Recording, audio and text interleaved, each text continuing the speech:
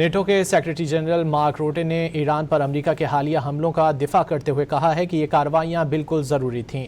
Ankara میں NATO سربراہ اجلاس سے قبل صحافیوں سے گفتگو کرتے ہوئے مارک روٹے نے کہا کہ ایران کی جانب سے جنگ بندی کی مبینہ خلاف ورزیوں کے باعث امریکہ کا سخت رد عمل ضروری تھا۔ انہوں نے کہا کہ جب جنگ بندی نافذ ہو اور ایران بنیادی طور پر اس کی خلاف ورزی کرے تو میرے خیال میں یہ بہت ضروری ہے کہ امریکہ بھرپور انداز میں جواب دے۔ نیٹو کے سیکریٹری جنرل مارک روٹے نے ایران پر امریکہ کے حالیہ حملوں کا دفاع کرتے ہوئے کہا ہے کہ یہ کارروائیاں بالکل ضروری تھیں۔ انقرہ میں نیٹو سربراہ اجلاس سے قبل صحافیوں سے گفتگو کرتے ہوئے مارک روٹے نے کہا کہ ایران کی جانب سے جنگ بندی کی مبینہ خلاف ورزیوں کے باعث امریکہ کا سخت رد عمل ضروری تھا۔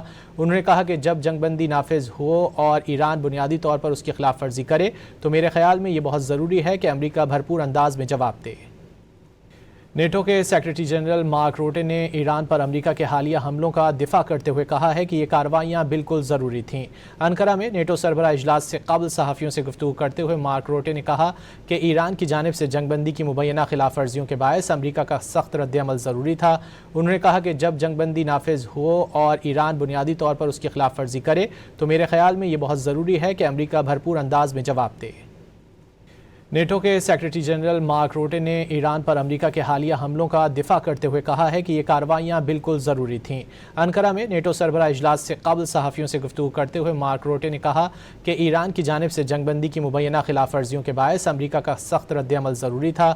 انہوں نے کہا کہ جب جنگ بندی نافذ ہو اور ایران بنیادی طور پر اس کی خلاف ورزی کرے تو میرے خیال میں یہ بہت ضروری ہے کہ امریکہ بھرپور انداز میں جواب دے۔